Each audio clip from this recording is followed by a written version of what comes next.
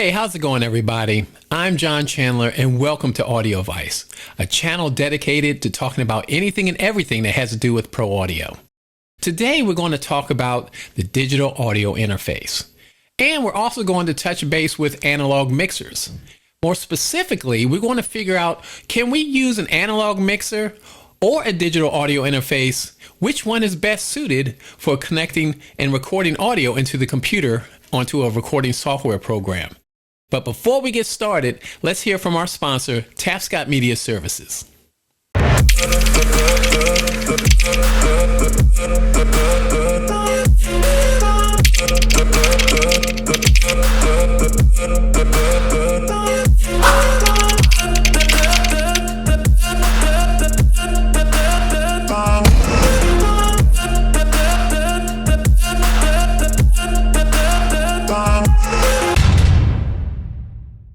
So the question was asked of me, hey, John, I want to record on my computer. I have an audio mixer, an analog mixer. Can I use that and just plug it into the line input of my computer and record audio?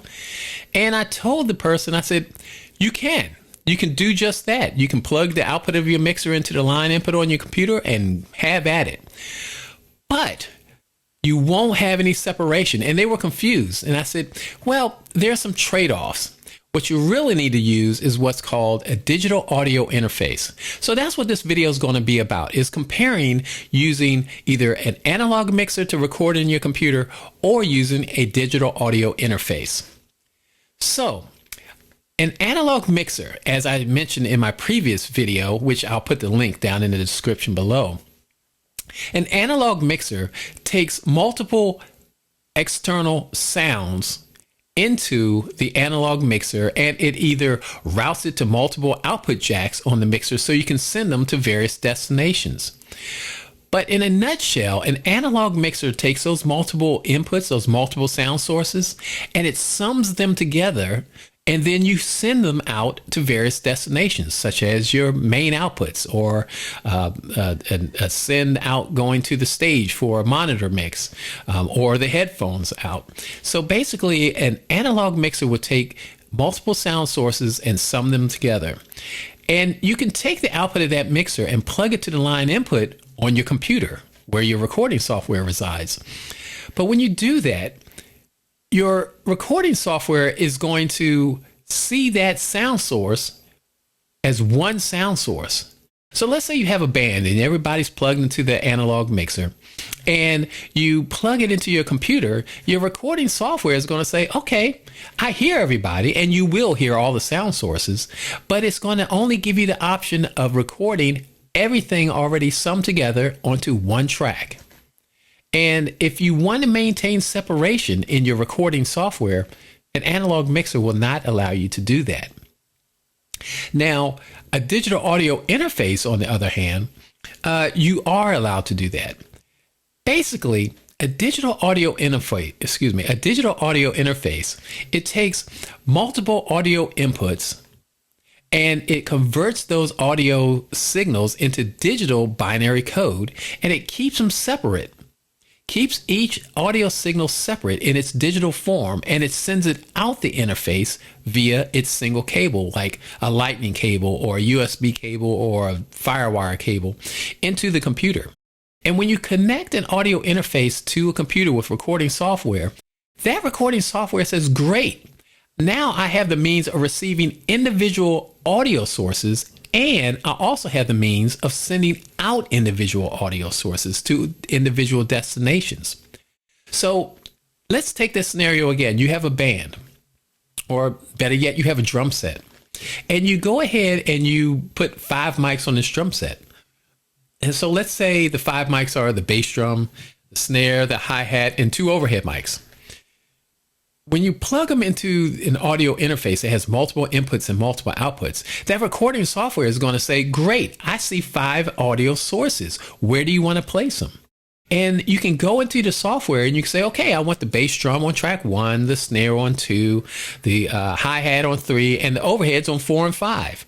And you hit record in the software and it will record individual tracks, and all those individual sounds will go on those individual tracks. Then when you play back each of those files, the computer says, well, I've got an interface connected to me. Where do you want the outputs to go? Well, you could say, well, I want the bass drum to go out of jack number 1 of the digital audio interface. And you can send that bass drum wherever you want. Or you can do a mix of the drum set that only has the overheads. And you can say, I want that mix to go out of jack number 2. And I'm going to send that output going to an old school cassette recorder. Or you can take the whole mix and say, I want to send that out of jacks 5 and 6. And that's going to a set of speakers that are in another room where some clients are waiting so they can hear the recording session that's going on. So that's basically the true difference between using an analog mixer to get audio into the computer versus using a digital audio interface to get audio and the same audio into a computer. So besides maintaining separation, the digital audio interface is also a router. So just as I explained, the analog mixer, it can route as well. It can take the inputs and you can set up an aux send and send a special mix out of jack and send that to the stage for the singers to hear, what they want in their mixes. Or you can send another mix going out, the headphone mix for the people that are in the sound booth. So you can do a lot of routing on an analog mixer.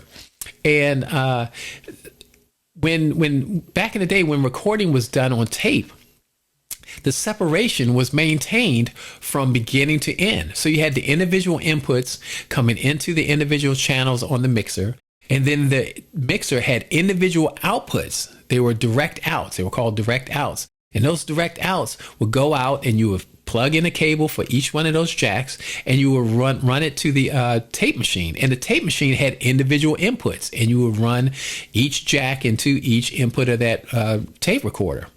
Conversely, the tape recorder will have individual outputs, and you run a cable of each individual output of the tape mixer, run it back into the jacks of the analog mixer or patch bay, either way, and then you can hear the output of the tape machine. So that's how in the analog world things were maintained, things were kept separate.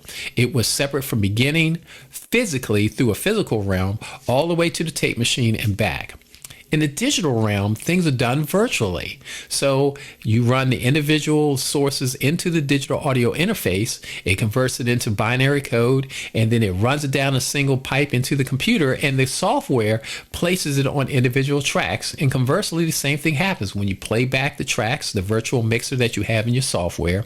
You can send a mix out of a particular port on the digital audio interface for sending that to a headphone mix or sending to a different pair of speakers. So that's how separation is done between the analog mixer and the digital audio interface. Now, the second thing that, and by the way, that separation, that is the main reason why a digital audio interface is better than using a analog mixer when recording audio into a computer. So the second reason why you would use a digital audio interface is basically a digital audio interface is a digital converter. It converts analog signals into a digital signal or an AD converter, and it also converts digital signals coming from the computer into analog signals coming out of the computer, digital to analog, so they can be heard again. So the two purposes of a digital audio interface is one, it maintains separation in a virtual world when recording audio into a computer or into a recording software. And two, it's able to convert audio analog signals into a digital signal. So it's an analog to digital to analog converter. So I hope that this really helped you. If this helped you and the other videos are helping you as well, I want to share and just want to make sure that I can help you in your audio production needs. Because the key is that it's not about asking yourself, what equipment do I need? The key is asking yourself, what is my workflow process? What is the end state?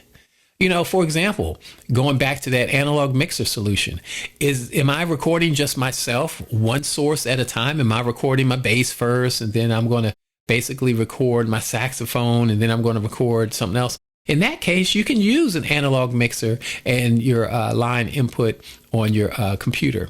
But if you're going to record a band or a drum set or multiple sources that have to be recorded simultaneously, a digital audio interface is the way to go. Now, another little secret, though, if you've watched my digital mixer video, using a digital audio interface, because it converts it to digital, you're going to get a quieter signal as well.